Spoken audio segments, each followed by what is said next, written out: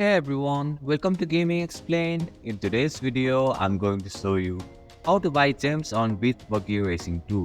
So let's get started. First, open the Beach Buggy Racing 2 game.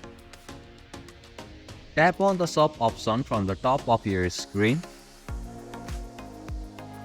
Scroll down and find the gems section.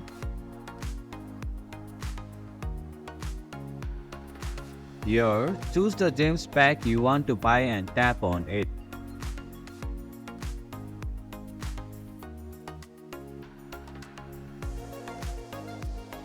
Finally, follow the on-screen instruction and complete the payment process.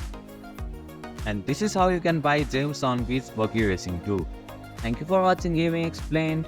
Hope this video was helpful. If it was, then hit the like button and comment down if you have any questions or feedback. Also, if you are new to our channel, please subscribe and hit the bell icon so that you won't miss our upcoming videos.